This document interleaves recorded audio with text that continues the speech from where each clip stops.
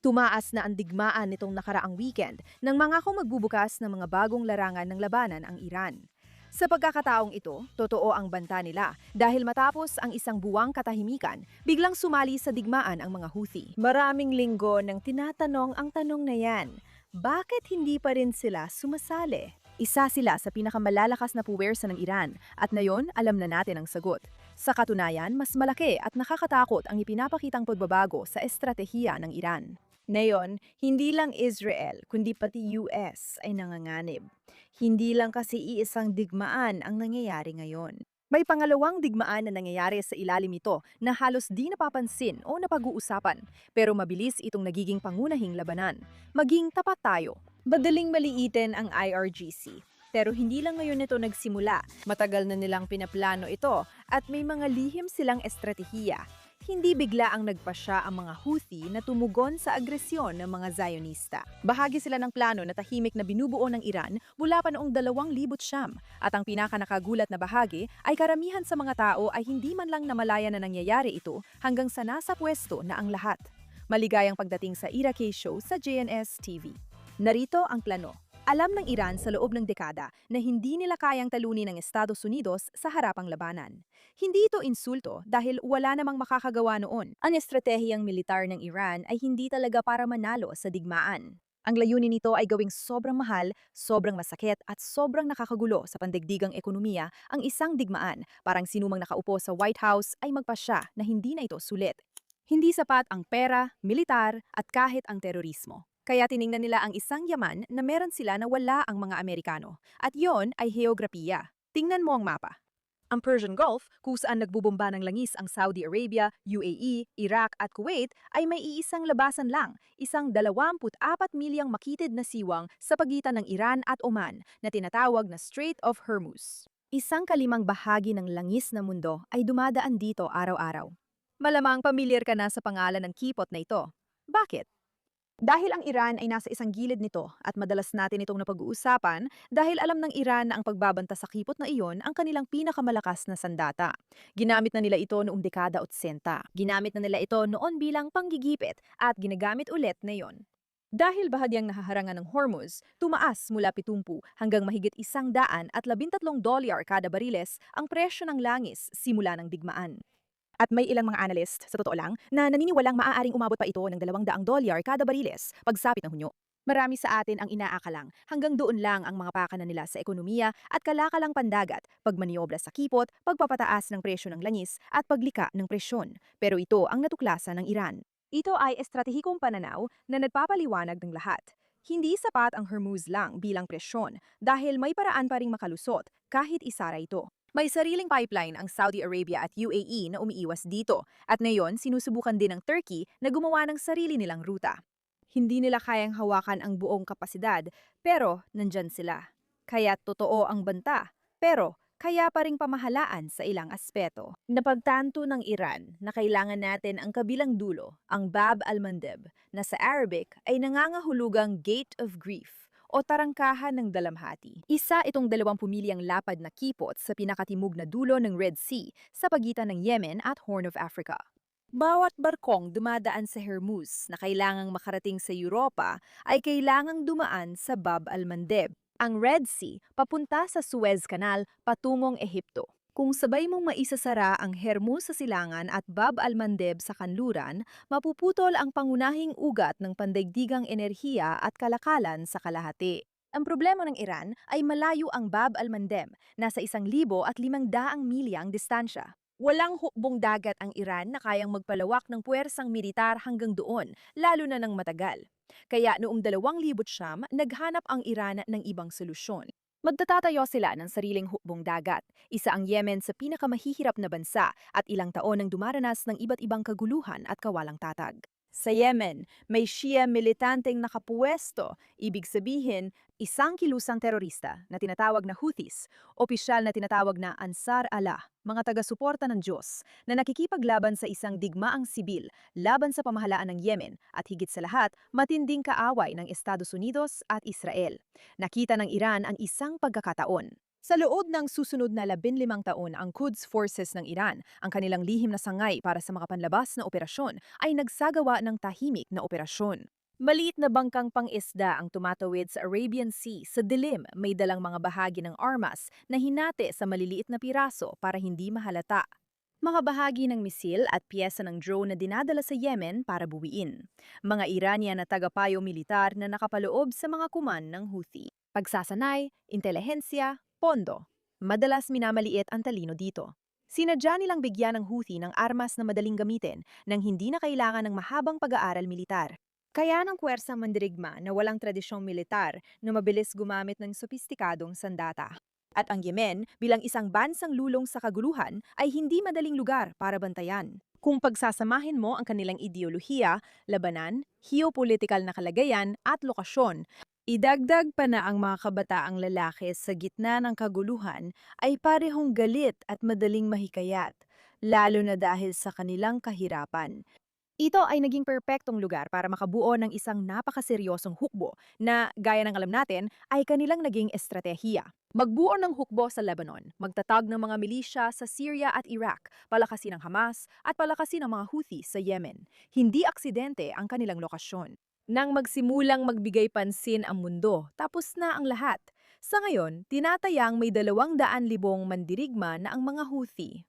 Para sa konteksto, ang Hezbollah, kilala bilang isa sa pinakamapanganib na mga armadong grupong hindi bahagi ng estado sa riyon, ay may 20,000 hanggang 50,000 mandirigma. Bago Oktubre, 7 ang Hamas ay may 30,000 hanggang 50,000 mandirigma.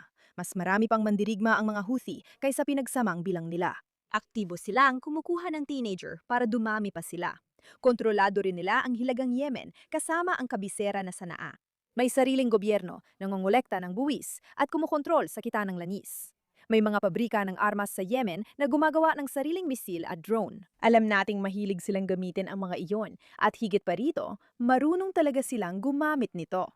Kita mo, kailangan talagang maintindihan ang mga armas nila dahil isa na naman itong aspeto kung saan palaging minamaliit ng mundo ang kakayahan nila. Madaling pagtawanan ang mga Houthi ng Yemen, pero kahit paano, talagang nagawa nilang kumilos sa napakataas na antas. May ballistic missile sila na abot 2,000 kilometro. Linawin lang, ang Israel ay nasa 8,000 at 800 kilometro mula Yemen. Kaya nilang maabot iyon at napatunayan na nila sa mga nakaraang taon. Pero hindi lang ito tungkol sa abot. Noong Hulyo, 2024 direktang tinamaan ng drone ng Houthi ang Tel Aviv. At hindi ito dahil sa pagdaan nila sa direktang ruta ng hindi nadiskubre. Sinadya nilang dumaan sa kanluram luta para manggaling sa di inaasahang direksyon at maiwasan ang radar ng Israel. Kailangan ng masusing taktikal na pagpaplano para doon. Iyan ay grupong pinag-aaralan ang depensa ng kalaban at gumagawa ng paraan para malampasan iyon at may kakayahan sila. May tinatawag silang one-way attack drone. Parang guided missile pero mas mura, mababa at mabagal lumipad kaya mahirap makita sa radar.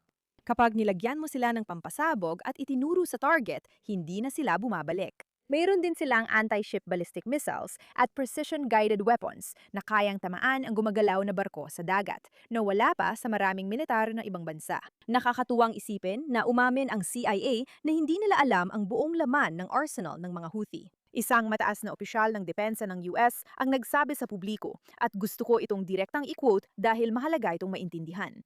Sinabi niya na malikhain ng mga Houthi patuloy na gumagawa at sumusubok ng mga sandata sa mga paraang paulit-ulit na ikinagugulat ng militar ng US at marami pa tayong hindi alam tungkol sa kanila. Mismong militar ng Estados Unidos ang nagsalita tungkol sa teroristang grupo sa Yemen. Nasa ibabaw sila ng Bab al-Mandeb, eksakto kung saan kailangan ng Iran. Dito, mas naging kapana-panabik ang kwento. Hindi lang, basta gumawa ng heograpikong sandata ang Iran, gumawa sila ng napatunayang mahalagang bagay bago pa magsimula ang digmaan. Noong Oktubre 2023, umatake ang Hamas sa Israel na naging sanhi ng digmaan sa Gaza. Ilang linggo matapos nito, inanunsyo ng mga Houthi ang pakikiisa nila sa mga Palestino. Sinimula nilang targetin ang mga barko sa Red Sea, anumang sasakyan dagat na sa tingin nila ay konektado sa Israel o sa kanluran, at sa isang banda, nagtagumpay sila. Noong una, parang iniisip ng mundo, grupong rebelde lang sa Yemen ang nanpapaputok sa mga barko. Gaano ba ito kalala? Pero lumabas na talagang malala pala. Inatake nila ang mahigit 100 barko, pinalubog ang mga ito at pinatay ang mga marinero. Pero igit sa mga pag-atake, binago nila ang pantataya ng lahat ng kumpanya ng pagpapadala sa mundo. Kasi, di mo kailangang palubugin lahat ng barko para isarado ang isang ruta ng kalakalan. Kailangan mo lang gawin na sobrang delikado ito na ayaw na ng insurance na sagutin ito. Dahil sa matinding panganib, kusa nang huminto ang mga kumpanya sa pagpapadala ng barko. Yan mismo ang nangyari. Tumaas ang insurance para sa pagpapadala ng barko sa Red Sea, kaya nagsimulang magkalkula ang mga kumpanya kung sulit pa. Paulit-ulit nilang sagot, hindi. Bumagsak ng halos 50% ang kalakalan sa Red Sea sa ilang buwan at $1 trillion na halaga ng mga produkto ang dumadaan dito bawat taon. Langis, pagkain, gamot, electronics, literal na lahat. Kalahati nito ang tumigil ng dumaan doon. Sa halip, dumadaan ng mga barko sa pinakailalim ng Africa. Ang ruta sa Cape of Good Hope ay nagpapahaba ng biyahe ng higit 10 araw. 10 araw ng dagdag na gasolina. 10 araw ng dagdag na gastos sa crew. 10 araw ng dagdag sa lahat ng bagay. At hindi nawawala ang mga gastusing iyon. Napupunta ang mga iyon sa presyo ng mga produkto sa mga supermarket sa Europa, sa mga bayarin sa kuryente, sa mga bilang ng implasyon na kinakalito ng mga tao mula pa noong 2024. Maraming beses nang sinubukang pigilan ng mundo ang mga Houthi gamit ang matinding puwersa, ngunit hindi sila nagtagumpay. Nagtatag ang Estados Unidos ng multinasyonal na koalisyon ng hukbong dagat na tinawag na Operation Prosperity Guardian. Nagpapatrolya ang mga barkong pandigma mula iba't ibang bansa sa Red Sea para protektahan ang mga barkong pangkalakalan na nakatulong naman. Patuloy ang pagpapaputok ng mga Houthi kaya nag-escalate ang Estados Unidos. Nagsagawa sila ng direktang airstrikes sa mga posisyon ng Houthi sa Yemen kasama ang Israel at sinundan pa ng mas maraming airstrikes. Ginamit ang mga B-2 stealth bomber, pinaka-advanced na pandigmang eroplano para tamaan ang underground na imbakan ng armas ng Houthi gamit ang tunnel hole cruise missiles. Nagpatakbo sila ng operasyong Rough Rider na tumagal ng ilang linggo at gumastos ng higit $1 billion, pero tuloy pa rin ang pagpapaputok ng mga Houthi. Sinubukan din ng Israel. Matapos tamaan ng drone noong 2024 unang inatake ng Israel ang Yemen at tinarget ang pantalan ng Hudeida. Mga imbakan ng gasolina, mga crane, infrastruktura ng pantalan, gumanti ang mga Houthi sa loob ng 24 na oras. Inatake pa ng Israel ang Yemen ng 15 beses pa sa sumunod na taon, nagdulot ito ng matinding pagkasira. Ngunit hindi pa rin ito nagtagumpay. Noong Mayo 2025 matapos tumama ang ballistic missile ng mga Houthi malapit sa paliparan ng Ben Gurion at nagdulot ng pagkansela ng mga flight, pamilyar na ito sa mga tao. Sinira ng Israel ang Sanaa International Airport, ang pangunahing terminal, kung saan may 6 na eroplano sa runway. Malaking bagay ito para sa isang mahirap na bansa. Isinara ang paliparan ng 11 araw, ngunit kinabukasan nagpakawala ulit ng missile ang mga Houthi sa Israel. Noong Agosto, nablunsad ang Israel ng tila mapagpasyang pag-atake. Napatay nila ang kunong ministro ng Houthi at mahigit 12 miyembro ng gabinete sa iisang operasyon sa Sana at napakahalaga nito. Alam nating ito ang estratehiya ng Israel. Tinutugis nila ang mga leader at lumilikha ng kaguluhan para ma-destabilize ang mga nagalaban ng grupo. Gayunpaman, kahit sa kasong ito, ang tunay na kapangyarihan sa kilusan ng Houthi ay hindi talaga nasa mga leader ng politika. Si Abdul Malik al-Houthi, ang pinakamataas nilang leader, ay hindi pa rin natatamaan hanggang ngayon. Hindi na rin ito nakakagulat. May konseho ng jihad sa paligid niya na angkop ang pangalan. Pero ang mga taong napatay ay inilarawan bilang mas simboliko. Siyempre, agad na may mga ipinalit sa loob lamang ng ilang araw at tuloy-tuloy pa rin ang pagpapalipad ng mga misil. Hindi ko ito sinasabi para panghinaan ng loob, pero may dahilan kung bakit mahirap talunin ang mga Houthi at may dapat ding maintindihan tungkol sa kanila. Una, ang kanilang mga armas ay nakatago sa ilalim ng lupa at nakakalat sa 12-12 ng mga lugar. Hindi lang 12-12 ng, malamang daan-daan pa. Ang pagtama sa isa ay di nakakaapekto sa iba. Mobile ang kanilang paglulunsad, nagpapaputok at agad umalis bago makaganti ang iba. May dekada na silang karanasan sa pagharap sa mga pag-atake mula sa Saudi Arabia na patuloy na bumumba sa kanila noong digmaang sibil, kaya natutunan nilang mag-adapt. Mas mahalaga, wala silang tradisyonal na militar na pwedeng talunin. Walang particular na hukbo o punong himpilan na kapag nawasak ay matatapos ang digmaan. Sila ay magkakahiwalay, nakatago sa mga lugar at sa populasyon, at napakatatag. Wala rin tayong sapat na impormasyon tungkol sa kanila. Natigil ang kampanya ng mga Houthi laban sa mga barkong dumaraan sa Red Sea na magkatigil putukan sa Gaza noong Oktubre 2025. Hindi ito dahil natalo sila o umatras. Mulay, malaki ang pinsalang ginawa ng Israel at Amerika sa kanilang mga daungan at infrastruktura, pero hindi ito halos sapat para talagang pahinain ang kanilang katatagan. Pumayag ang US sa tigil putukan noong Mayo matapos aminin na di pa nila kayang pabagsakin ang mga Houthi. Nakakagulat na mga opisyal ng administrasyon ang nagsalita sa The New York Times na di rin natin lubos pinagkakatiwalaan, pero mahalagang palatandaan daw ito. Pumayag si Trump sa tigil putukan dahil hindi nakakamit ng mga airstrike ang kanilang mga layunin at nabigong makuha ng US ang kahigitan sa himpapawid laban sa mga Houthi. Malaking bagay ito. Sa tigil putukan, huminto ang US sa pambobomba sa Houthi kapalit ng pantigil ng mga ito sa pag-atake sa barkong Amerikano. Nalampasan ng mga Houthi ang 2 taon ng pagtatangkang pigilan sila ng pinakamakapangyarihang mga militar sa mundo. Nasaktan sila pero hindi natalo. At nananatiling buo ang kanilang mga armas at ang kanilang kumpiyansa sa kasamaang palad ay napakataas pa rin. Dito papasok ang tanong kung bakit sila tahimik mula na magsimula ang digmaan noong Pebrero. 28 gayong sumali na ang Hezbollah sa ikalawang araw pa lang. Sumali agad ang mga milisyang suportado ng Iran sa Iraq noong unang linggo, pero tahimik ang Houthi. Halos lahat ng galamay ng terorismo na itinayo ng Iran ay tinamaan ng matindi, Hezbollah at Hamas. Pero nananatiling malakas ang mga Houthi, kaya bakit hindi sila sumali? May mga dahilan sila kaya nanpipigil sila. Hindi naman sila ganun katanga gaya ng iniisip ng iba. Ang Hodayda ang pangunahing daungan at pangunahing salalayan ng kanilang ekonomiya, daanan ng pagkain at gasolina para sa mga taong kontrolado nila. Alam nilang kapag sumali sila sa digmaan, maaring masira ito. Ayaw pa rin nila gawin yun gayon. Hirap din silang kumuha ng bagong armas mula Iran, lalo na't binubomba ang Iran at may kasunduan pa sila sa US na kailangan nilang formal na wakasan. Pinagmamasdan nila ang nangyayari sa Iran at alam at nauunawaan nilang maaring mangyari rin sa kanila ang katulad dito, kaya hindi nila naramdaman ang pangangailangang sumali. Pero maaring masyadong pinasimpel yon kumpara sa totoong nangyayari. Yon ang dahilan na sinasabi ng mga tao sa kanilang sarili. Pero gaya ng nabanggit, may matalinong estratehiya sa likod nito. Kita mo, ang mga misil na pinakawala noong Sabado ay simula pa lang, pero hindi yon ang pangunahing kwento. Ito ang banta ngayon ng mga Houthi dahil kasali na sila sa digmaan na ito, dahil ang 15 taong plano ng Iran ay unang beses nang na-activate. Ang Hormuz ay nasa ilalim na ng presyon.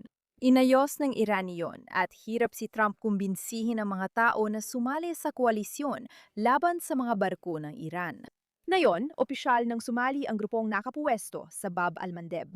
Parehong naroon ang dalawang lagusan para kumilos laban sa pananakop ng mga Zionista at kanluran. Hindi pa isinara ang Bab al-Mandeb pero hindi naman ito kailangang isara para magdulot ng pinsala. Sapat na ang isang seryosong banta. Ganon pa rin ang kalkulasyon ng mga kumpanya ng pagpapadala tulad noong 2023. Nagbabago agad ang kalkulasyon ng insurance at nababakante ang ruta.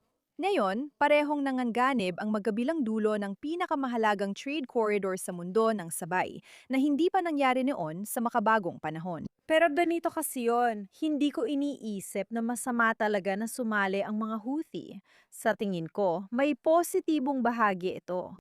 Matagal na naming sinasabi na ang digmaan ay tungkol sa enerhiya at kailangang may magbago. Noon pa, ang pilosopiya ay huwag manggulo. Hindi ideal na kontrolado ng terorista ang mga lugar na ito, pero basta hindi natin sila galitin at manatili ang status quo, ayos lang.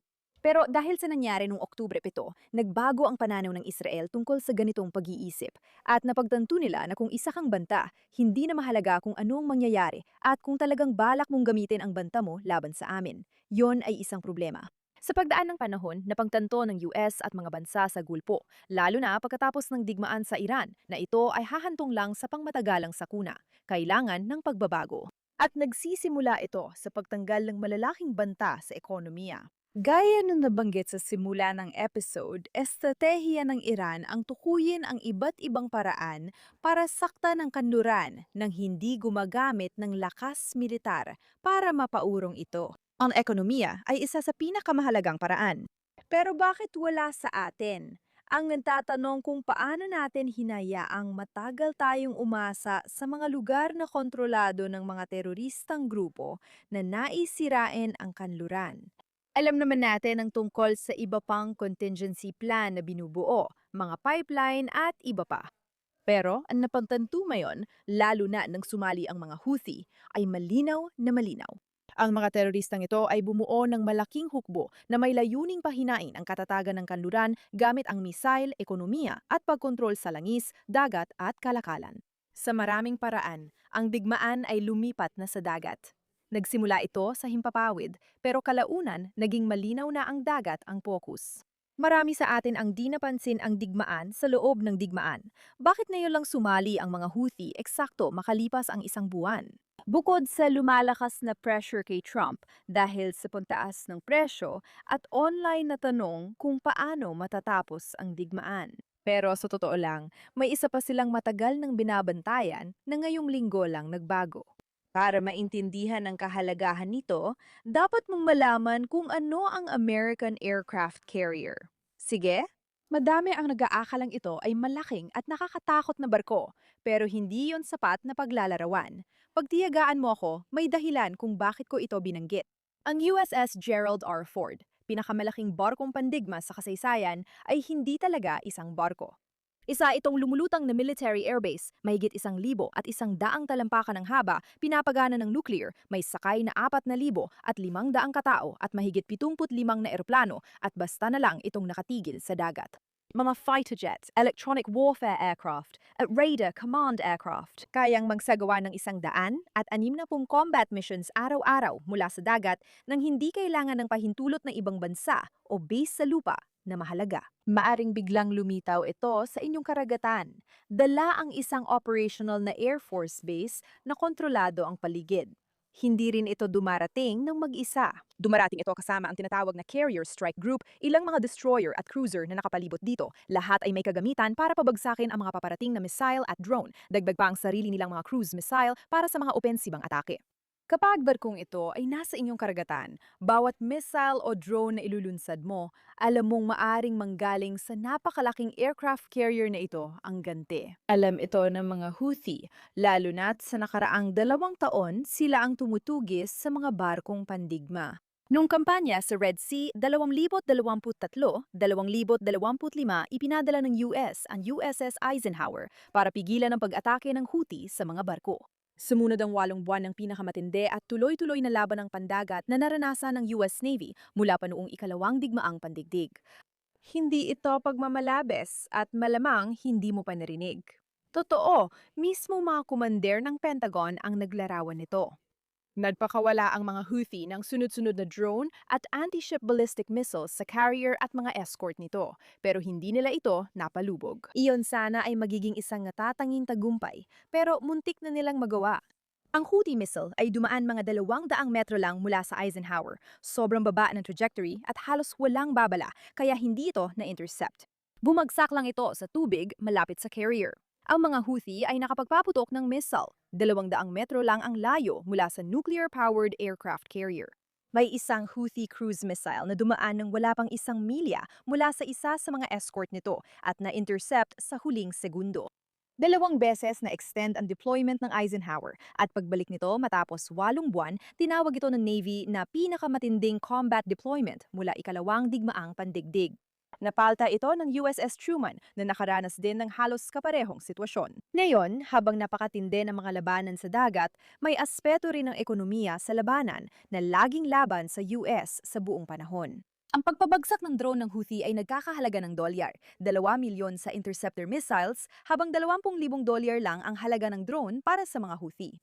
May grupo sa Yemen na naglulunsad ng digmaan sa US Navy para maubos ang kanilang pondo. Ang mga salik na ito ay nagdulot ng tigil putukan na sa hindi malamang dahilan, hindi saklaw ang Israel. At ayon sa mga Houthi, sa anumang paraan, ibig sabihin ay nagpatuloy silang umatake sa Israel ayon sa kanilang kagustuhan. Sa loob ng 2 buwan, nilabag ng mga Houthi ang mga kasunduan at pinalubog pa ang 2 barko. Gumastos ang US na mahigit $1 billion, halos 1,000 airstrike at naubos ang 2 deployment ng aircraft carrier. Pero nauwi lang sa tigil putukan na di kasama ang Israel at tumagal lang ng 2 buwan. Umalis ang mga Houthi na dala pa rin karamihan ng armas at mas malalim na kaalaman sa US Navy. Bakit mo ito ibinabahagi, Mira? Ibinabalik tayo nito sa ngayon at dahilan ng pagsali ng mga Houthi. Sa ngayon, may isang aircraft carrier ang US na aktibong nakikibahagi sa digmaang ito, ang USS Abraham Lincoln, na nag-operate sa Arabian Sea sa silangang bahagi ng labanan, tumatarget sa mga lugar sa Iran. Nasa panig pa rin yun ng Gulf, gaya ng paliwanag natin. Ang bagong estratehiya ay kailangan ng kontrol sa magkabilang panig ng dagat at sa Red Sea kung saan naroon ang mga Houthis na ibang larangan. Pero ang career na naroon malapit ay wala doon sa ngayon. Kita mo, ang Gerald R. Ford ang career sa Red Sea. Pumasok ito sa Suez Canal. Noong Marso 5, nag-strike laban sa Iran mula sa timog at naging pangunahing simbolo ng kapangyarihan ng Amerika sa digmaan. Noong Marso 12, nasunog ang laundry room nito. Ginamot ang halos 200 mandaragat dahil sa usok. Pagkaraan ng 9 na buwan sa deployment nito, naglayag ito papuntang Croatia para sa pagkukumpuni. Dumaong ito doon kasabay ng pagpasok ng mga Houthi sa digmaan. At hindi ito nagkataon lang. Para makabalik sa Red Sea, kailangan pang dumaan ng napakalaking ford na ito sa Suez Canal at bumaba muli sa Red Sea. Sa mga tubig na dineklara ng Houthi bilang war zone. Yung grupong 2 taon ng binabantaan ng mga carrier ng Amerika at minsang 200 metro na lang ang kulang para tamaan ng isa ngayon ay mukhang may kalamangan na rito. Ang pagbabalik nito ngayon ay dumadaan mismo sa kanilang threat zone. At ito ang dahilan kung bakit napaka-perpekto ng timing. May paparating na kapalit na carrier, by the way. At hanggang kahapon, sa tingin ko may panibagong 4,000 sundalo na dumating na sa lugar. Pero sa ngayon, sa mga araw na pumapasok ang mga Houthi sa digmaan na ito, wala ang American carrier sa Red Sea. At alam iyon ng mga Houthi dahil minamanmanan nila ang galaw ng mga barko. Naghihintay sila na umalis ang mga ito para makalamang sila. Baka sobra lang iniisip natin, pero sakto talaga ang timing ng lahat. Madaling pantawanan ang mga Houthi, pero sopistikado sila. Ito ay halimbawa noon. Pero zoom out muna tayo dahil ito ang gustong makamit ng Iran. Mahalaga rin itong maintindihan natin. Ang Iran ay sabay na lumalaban sa digmaan. Una, militar gamit ang misil, drone at proxy na nananakit sa reyon. At pangalawa, ekonomiya. Gawing masakit at magastos ang digmaan para humina ang political will ng kanluran bago bumigay ang Iran. Ang pangalawa ay gumagana sa paraang hindi kayang gawin ng una. Tulad ng nabanggit, tumataas ang presyo ng langis. Ang koalisyon sa Hormuz na ilang linggo bago mabuo ay hindi pa rin lubos gumagana at pinatunay ni Trump ang bitak sa relasyon sa Europa. Lalong lumalakas ang mga tinig na tumututol sa digmaan sa Amerika at Europa dahil ayaw nilang masangkot sa mahal at matagal na labanan na walang tiyak na wakas. Ginagamit ito ng Iran dahil nakikita nila ang survey, numero sa ekonomiya at si Trump na nahihirapang kumbinsihin ang mga kaalyado na magpadala ng barko. Pinanood nila ang tigil putukan noong 2025 na nangyari gaya ng inaasahan. At kahit na si Trump ay hindi basta-basta dapat kalabanin sa kahit anong paraan at palaging nagwawagi sa huli, kailangan mong tandaan na 47 taon nang binubuo ang estratehiyang ito. Hindi biro ang mga proxy, heograpiya at ekonomikong choke points. Ang pagsali ngayon ng mga Houthi ay pahiwatig ng Iran na marami pa silang alas at handa sila rito, kaya mas lalong mahihirapan muna bago gumaan. Ang aral dito, at ang mensaheng gusto nilang iparating ay hindi talaga para kay Trump na hindi natatakot sa mga Houthi o sa Iran. Para sa mga taong nagsisimula mag-isip, napapaisip sila kung totoo ang argumento na hindi matatapos ang digmaan, lalo na't may mga bagong sumasali. Baka nga may katotohanan yon. Biglang unti-unting nagbago ang suporta rito. Sanay tayo sa 12 araw na digmaan at marami ang inakala na mabilis ulit ang tagumpay. Akala natin nawawasakin ng Amerika at Israel ang Iran gamit ang lahat ng kanilang lakas. Pero muli, ang 20 araw, 30 araw ay hindi ganoon kahaba kumpara sa 47 taon. Maari nating ipagpalagay na may mga napaka-sopistikadong taktika rin ang Israel at US na hindi pa natin nakikita pero malapit na nilang ipakita ang mga ito. Hindi ito madali, lalo na laban sa sopistikadong kalaban. May dahilan kung bakit walang naganap na revolusyon sa Iran. Malaki ang Iran at may kakayahang nuclear. Oh, hindi pa ganap, pero patuloy silang nagsusumikap. May mga teroristang entidad sa buong gitnang silangan, kontrol sa sarili nilang bansa at sa iba pa, at ngayon ay kontrol sa maraming bahagi ng dagat. Hindi pa kasama rito ang manipulasyon ng media at epekto sa ekonomiya. Pero gusto kong tandaan ninyo na hindi tungkol sa kapahamakan ang palabas na ito. Ang mga digmaan ay palaging nagbabago at umiikot. Ang mga Houthi tulad ng Hezbollah, Iran at Hamas ay napakalaking banta. Ngayon, kailangan nating magplano para sa pangmatagalan. Nakakainis ang pagsali nila at dumarami ang pag-atake. Pinapalala pa ang sitwasyon sa dagat. Muunit na yon, kailangan nating harapin ang banta nila. Wala tayong sapat na dahilan noon para atakihin ang mga Houthi.